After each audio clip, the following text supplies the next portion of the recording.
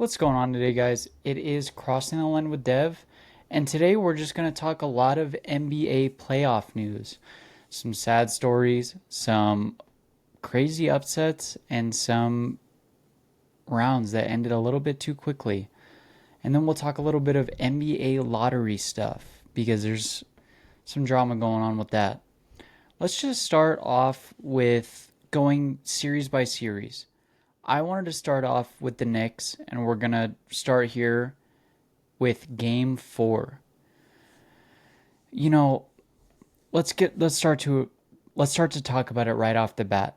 Jason Tatum, that was absolutely horrible. There is no sports fan that wants to see that. In the middle of the Knicks and Celtics series game, he goes down and he looks like he's in gruesome pain.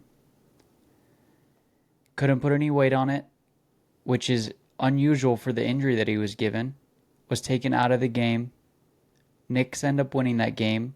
And what was crazy is Jason looked incredible. Incredible this game. I mean, just absolutely dominant. What we all expect and want to see from Jason Tatum. It comes out after the game that he has a torn Achilles tendon. And we've all seen it with KD, with Aaron Rodgers. It's just an injury no player should have to deal with. And the worst part about this is Jason Tatum is an NBA player who plays every single game.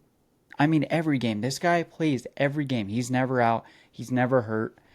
And he's been incredible. And I think we're going to see how much of a factor he is for this Celtics team. Especially given that he just got them to win the Larry O'Brien trophy. They just won last year. And he was probably the biggest part of that. Jason Tatum had 42 points in this game. If I'm not mistaken, I hope I have my games right. Yeah, I do. He had 42 points in this game before he went down. The Knicks end up winning by 8 points, 113 to 121. This put the Knicks up 3-1 in the series. Going back to Boston, if I'm not mistaken, going back to Boston in Game 5. So at this point, every sports fan expects, oh my gosh, Jason Tatum is out. He's down. He's hurt. Torn Achilles tendon, which means he's going to be out at least a year if he's lucky. I mean, if he is the luckiest human, he'll probably be back if they make the playoffs next year. And so we expect to go from this game 4 where the Knicks scrape out an 8-point win against the Boston Celtics. The Knicks look great. I mean, Karl Anthony Towns hasn't been shooting all that well from 3, but he's been pretty dominant in the paint. I mean, he had 11 rebounds in this game, 23 points. Mikal Bridges had 23 points.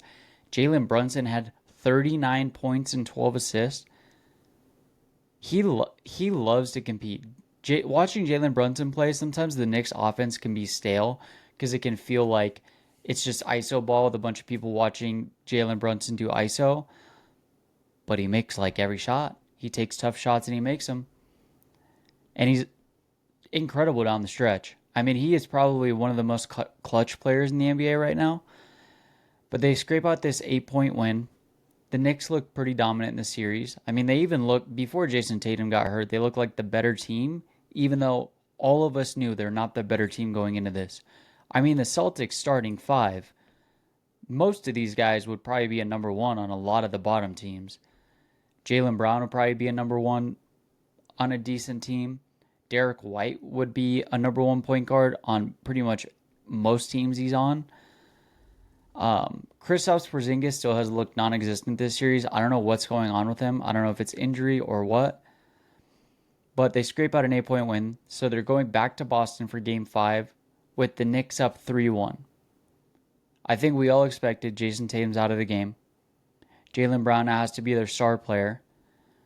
And so we kind of expected the Knicks to just easily win this one, just to show up and they'd win and move on in the playoffs. But that's not what happened, guys. Quarter 1, Knicks are up 2 points.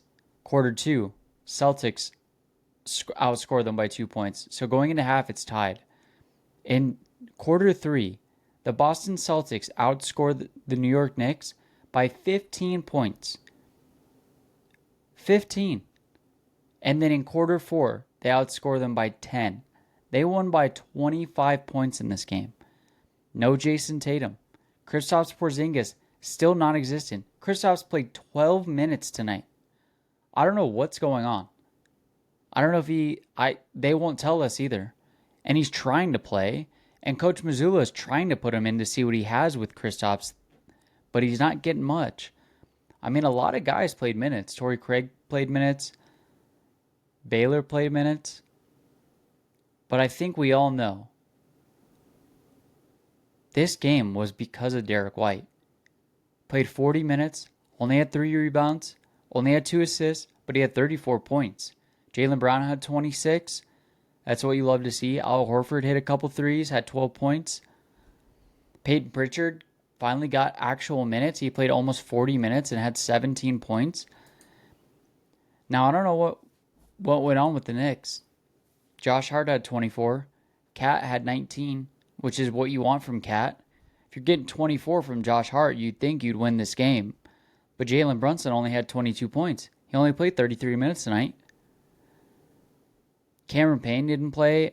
Precious didn't play. Mitchell Robinson played 23 minutes, had 8 points, 13 rebounds. I mean, Mikal Bridges pretty much did nothing this entire game. OG Anunoby had 6 points. You're not going to win a game against a Celtics team rallying behind Jason's injury, playing that dominant. When you're getting 34 points from Derek White, your star player better at least pace him, if not outpace him. And Jalen Brunson just didn't have it tonight. So now we go, what would that be? Yeah, they go to New York to play Game 6. Not tomorrow, but the next day from now. Or 2 days from now. And I don't know. If the Celtics are going to look this good in every game, they might have a chance to take it to a Game 7. Now, I expect the Knicks to close it out. I do. This feels like the Pacers series where it was like a closeout game with the Cavs. Even though the Cavs should be the better team. They had the better record all year. But we'll see. I mean, if the Knicks aren't going to show up, if Jalen Brunson's going to have 22 points, this might be a Game 7 series, but I do still expect the Knicks to close it out. I am sad about Jason. That's horrible. No sports fan wants to see that. I know his surgery went well, but I hope his recovery goes well too, and he can come back at least 95% the player he was. Let's move on to the next series. So Denver goes up 2-1. The Thunder tie it to go to 3-2. To go to 2-2. They tie the series to go to 2-2 in a pretty dominant win. So then we go to Oklahoma City for Game 5. The Nuggets came out looking pretty well. I mean, they were up 2 at halftime. Actually, they were up 6 in the third quarter, up 2 at halftime, which means they were up 8 going into the fourth quarter. And then I don't know what happened. I don't know what fell apart. I don't. I know that they started playing pretty incredible defense. They were kind of putting everybody but Jokic in a bag. Because Aaron Gordon only had 13 tonight. Porter Jr., still don't know why he's even out there, had 2 points. Christian Brown had 8 points. Jamal Murray had 28 points. If you're getting 28 points from Jamal Murray and you have Jokic on your team, you kind of expect a win out of that. But Jokic had 44 points in 44 minutes with 15 rebounds and 5 assists. He is the best player in the NBA. I'm sure that there are plenty of people that would like to argue that with me. But watching him play, Jokic is the best player in the NBA. But it didn't get much from anybody else. Russell had 4. Peyton Watson, Julian didn't really do much. Michael Porter Jr. is just standing out there for 29 minutes. They're playing 5v4 basketball when he's out there. I think going into this, we kind of all thought the Thunder were going to win this series. But after the Nuggets already get 2, If they play pretty well tomorrow, they could take it to a game 7. I thought this series was going to be over 4-1. I never thought that the Nuggets could possibly take this series to a game 7. The Thunder have 10 guys that would be starters on most teams. I mean, Alex Caruso is pretty fun to watch. He may not be the offensive talent that a lot of these guys are, but he's probably the best defender in the series, you could make the argument. Super fun to watch, but Jalen Williams had 18, Chet had 14, Hartenstein had 15, Shai Gilgeous-Alexander, this feels like it's always his stat line. Like, I feel like every Thunder game I look at the stats of, he's 6, 7, and 31. He's just... with him playing against you, you're kind of already down 30. He's going to score 30 in the game. He's going to get to the foul line. He's going to find his spots. He's going to put some of your defenders in a body bag. He scored 31. Dort had 12. Caruso had 13. Kaysen Wallace, Aaron Wiggins, and Jalen Williams really didn't do much, but they didn't need to. Isaiah Joe played 5 minutes. That's how many guys they have on this team that can play in a playoff game. That Isaiah Joe had 5 minutes, 1 rebound. So they will go back to Denver for a game 6 with the Oklahoma City up 3-2 in the series. And it's possible, if you already know that Jokic is going to do Jokic things. If Jamal Murray and Aaron Gordon can both show up and you can get like decent minutes from Russ on the bench, this could go to a game 7 if the Thunder come out flat. The next series, this Cavs-Pacers series. We all knew the Pacers were good. But we all thought that the Cavs were much better than they are.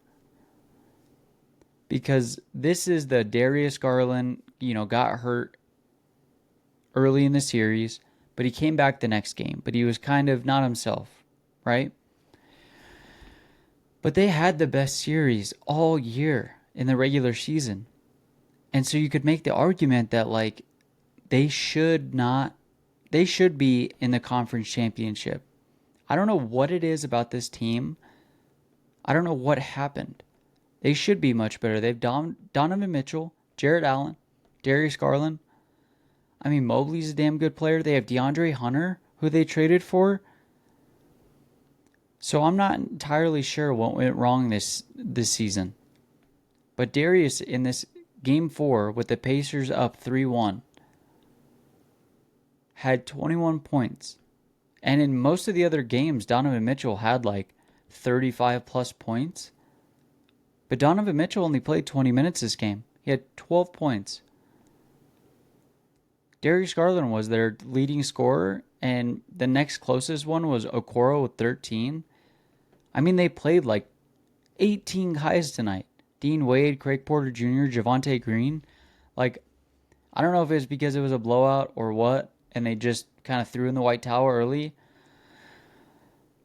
But I was not expecting this from this series. The Cavs should have been much better this year.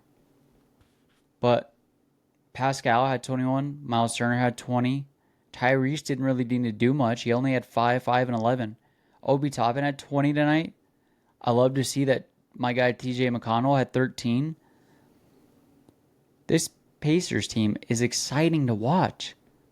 And they're led by Tyrese Halliburton, who is the most selfless star in the league, you could make the argument.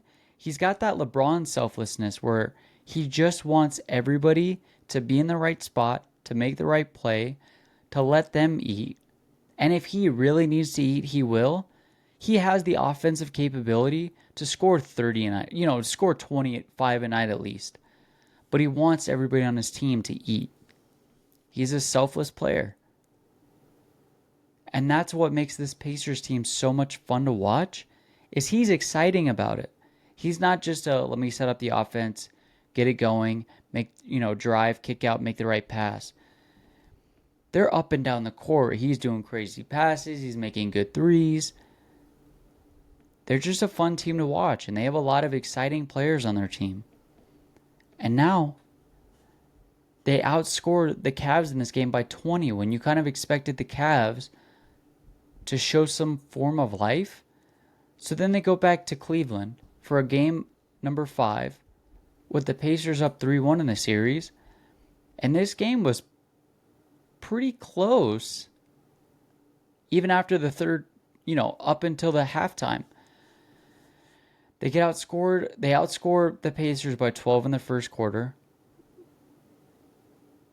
Then the Pacers come back and outscore them by 8 in the second quarter. And then the third quarter comes around. Then the Pacers outscore them by another 13. And so at this point, the Pacers are up going into the fourth quarter, and they scored the same amount of points in the fourth quarter. Tyrese had 31 points. Like I said, when he needs to, he'll show up. He played 36 minutes, 6 rebounds, 8 assists, 31 points. Nembhard had 18. He looked incredible.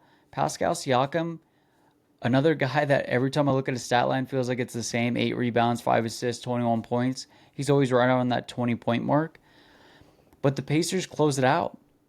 I expected the last 2 games for the Cavs to at least show some sign of life, especially with this game in Cleveland. I watched that game. That stadium was rocking. And Donovan Mitchell, again, had 35 points in this game. I don't understand what is wrong with this team. Because Donovan Mitchell is incredible. He'll be a star on any team he's on. He's the number 1 on every single team. Outside of, a team that has the top 5 NBA players. He's going to be a number 1 option. He had 35 points. Mobley had 24.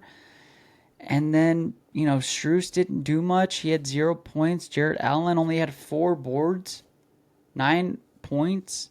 DeAndre Hunter had 12 points. Garland only had 11. They just fell flat. And they fell flat all playoffs. Especially when they came up against an exciting Pacers team. So now the Pacers will be in your conference championship. Hell, with the Celtics out and the Knicks having some of the faults they do, they might even go to the finals this year. And I'm all about it. I'm a huge Tyrese fan. Huge Pacers guy. I've never hated the Pacers. I always grew up kind of a Paul George fan. And so there's always a little bit of love for me for the Pacers. And so I never have an issue when they're good. The next and last series that is still currently going on, Steph Curry gets hurt. He's got a hamstring injury, and they say that his earliest likely comeback is Game 6 of this series. And we all kind of sat back and went, we love this Warriors team and we love Steph, but is there any way they can even get it to a Game 6?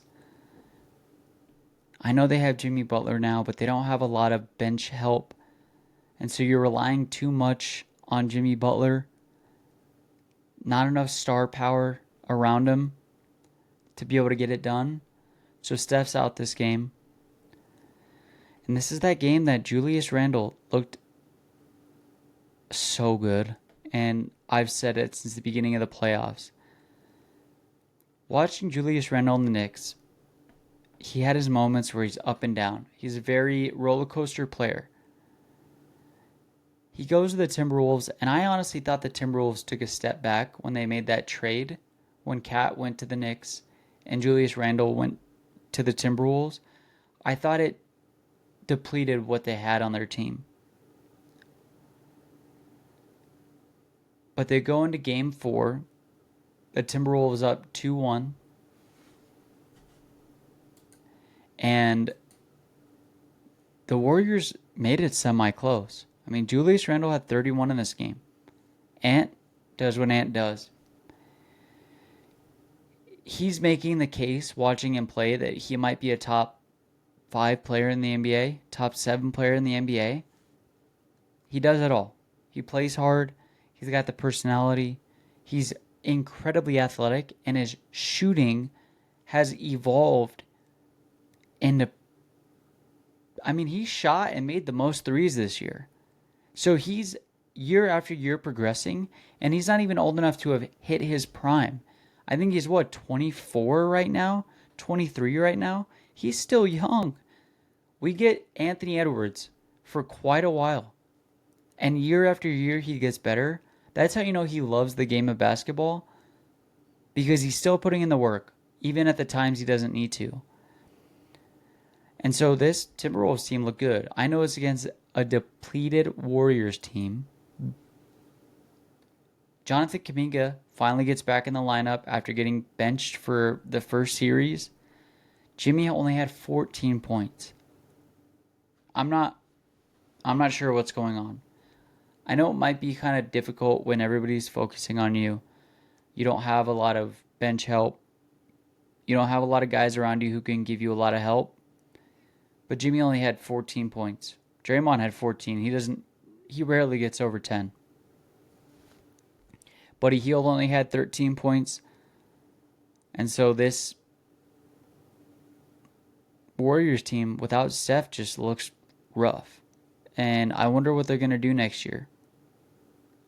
Do you think they sign and package Kuminga for maybe some bench help? Maybe another guy that can help them in their starting lineup? I'm not sure. But I know that they're right up on that cap.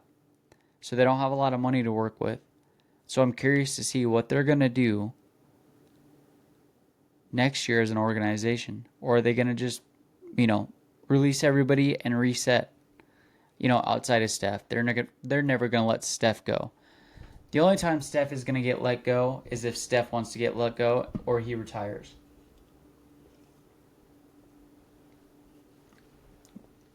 So the Timberwolves beat the Warriors in this one. We kind of all expected it. So they go up 3-1 in the series, and they're going to go back to Minnesota for a Game 5. The conversation all week was, can Jimmy Butler do enough to propel this team, to a couple wins, just to at least get them to Game 5 at the earliest that Steph can get back? And maybe they can do some damage. Maybe they can win a game or two, even win with Steph Curry. But unfortunately, Jimmy only had 17 points tonight in 42 minutes. Draymond had 10 points. Buddy Hield only had 8 points. Kuminga, off the bench, had 26 points. He's a lightning bolt for energy. That guy loves to play. He plays offense very well. He's not a very good defender. But if you need a guy on your bench who can go in, score a little bit while your starters get some rest, he is your guy. But Brandon Podziemski had 28 points tonight. He looked really good. Pods looked really good. He's slowly changing my mind about him. I think at first I was like, okay, maybe he's like a deep bench guy that you can play. But year after year, he's progressing and he's looked good. I mean, he's been a starter on this Warriors team for quite a minute, for quite a while. And he gets better. I mean, he has these games like tonight where he had 28 points. I mean, if Jimmy could have done a little bit more, maybe. I mean, they only lost by 11. I kind of expected the T-Wolves to win by 30.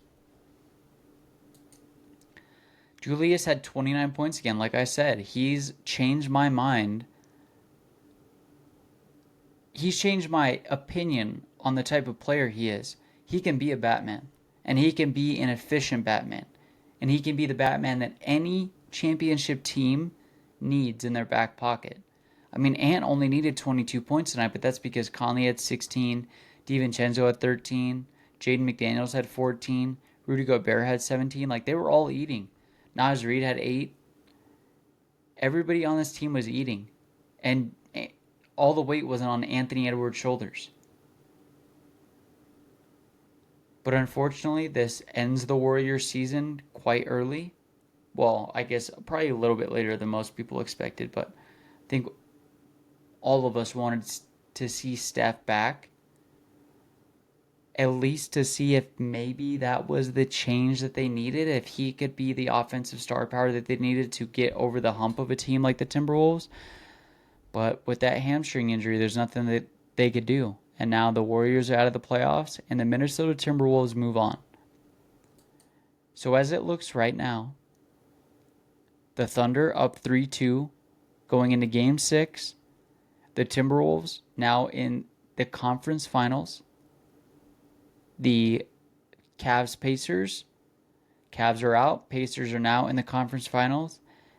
And the series with the New York Knicks and Celtics, New York leads 3-2 going to Game 6.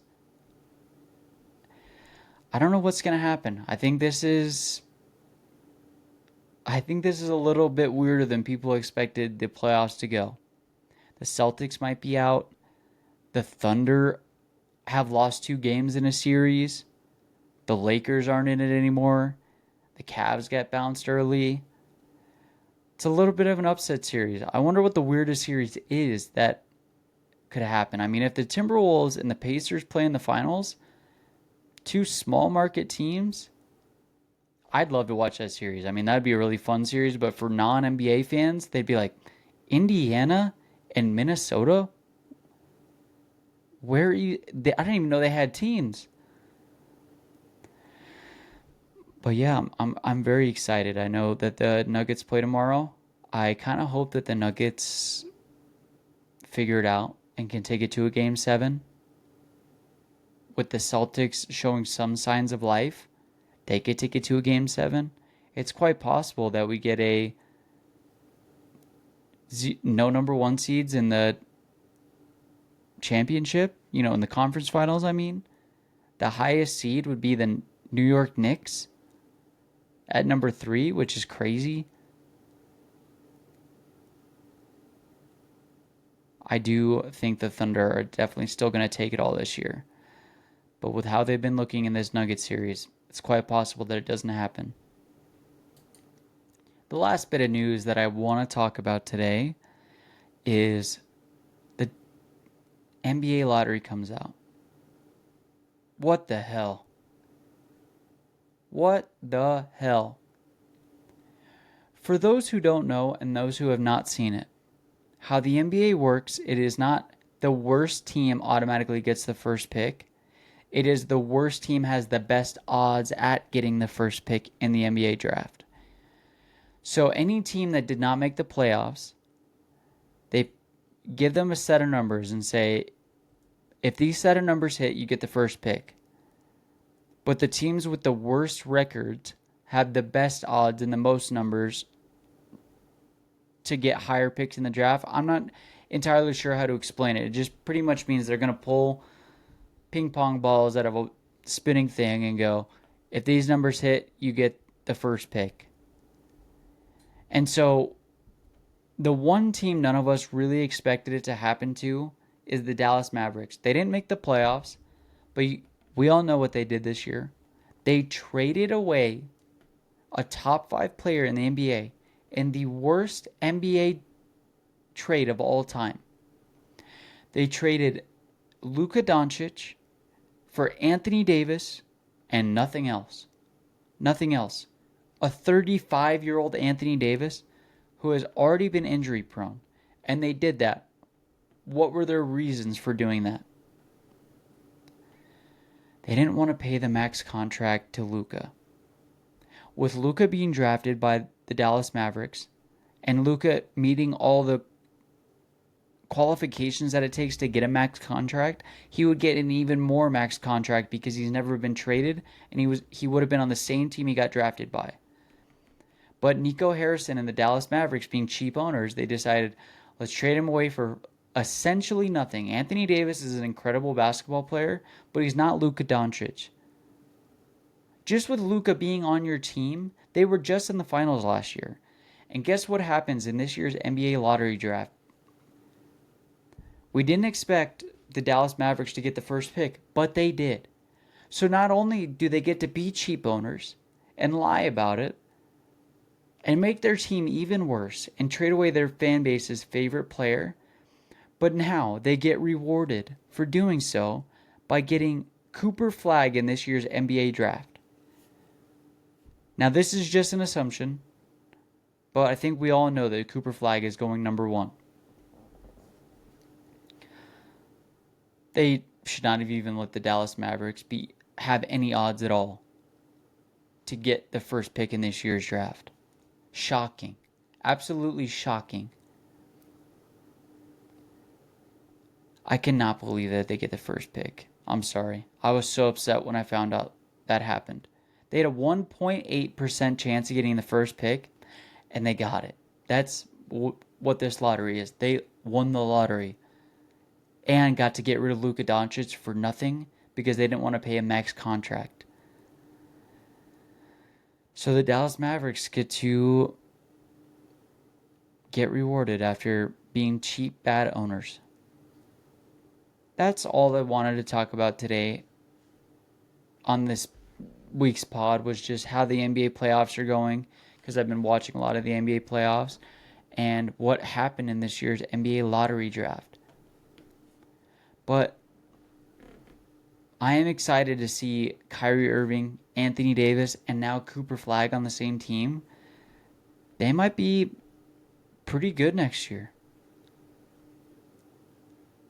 I mean, out of any team that could have possibly got him, I know that there was a chance that this San Antonio Spurs could have got him, because all the teams that didn't make the playoffs outside of the ones that were in the play-in tanked trying to get this guy. That's how good Cooper Flagg is. He is the most well-rounded prospect that most people have seen since probably LeBron. Cooper Flagg is that good. That 1, 2, 3, 4, 5, 6, 7, 8, 9, 10. 10 teams tanked as hard as they could, kind of out in the open, losing every game to try to get this guy. That's how good he is. And then he goes to the Dallas Mavericks, who didn't deserve him, didn't really tank, and their owners are cheap as hell and got rid of a top 5 NBA player that just took that team to the NBA Finals. And they end up being the ones that are lucky enough to get Cooper Flagg. Insane. But I do think, I am excited for the San Antonio Spurs. They got the second pick in this year's draft. They will get either a very, very good draft pick player, or they're going to cash that number 2 in for somebody like Giannis. Is it quite possible that we get to see Giannis on the San Antonio Spurs next year? I know. And I think Giannis kind of wants out. Dame's hurt. They don't have any draft picks. They can't get over the hump for whatever reason. And so I think there's a possibility that Giannis decides to leave Milwaukee and try to get put on a championship team. And the San Antonio Spurs not only have players, but they have draft picks that would be good for a trade like that, especially for the Milwaukee Bucks franchise. All right, guys, I'm going to stay updated on the NBA playoffs. We'll talk more about NFL news and baseball as it kind of slowly comes around towards the playoffs and how the season is shaping up. I appreciate everybody who listens to the podcast. I will be back next week, next Thursday at 8 a.m. I might change the scheduling around. I'm not quite sure yet, but there will be a podcast every week. Next week, I think Jamie's going to be on. We might talk about The Last of Us Part 2. But yeah. Oh, last thing I want to talk about.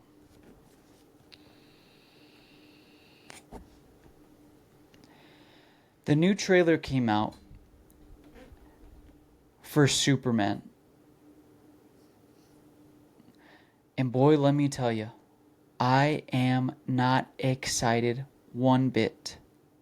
I was excited when the first original trailer came out during the NFL, the Super Bowl. I thought it looked well. I thought it looked well designed. I thought the suit looked great. I thought he looked good. I thought the way they did the imagery came out. Then this trailer comes out, and it looks like I'm watching a Flash TV show. What the hell is he doing? I'm not entirely sure if I understand his design process, how he's going about it, but it kind of looked gimmicky to me. Like, it looked kiddish. Like, I know Marvel's corny, And I know it's made by Disney, but those movies are still exciting. I mean, Thunderbolts was incredible. This movie looks CW-esque for a superhero film. I thought the design looked worse. I thought the CGI looked kind of bad. I thought the character design looked bad. I thought the way they did all the camera movements kind of looked very gimmicky and green screenish. And I'm not excited. I'm definitely going to go see it because I want to see how James Gunn does with a different franchise outside of Marvel, outside of the ones he's already done, because now he's head of the DCU. But I'm not excited. I am excited for Fantastic Four. Everything that's come out about it has been quite a watch, but I'm not excited for this one.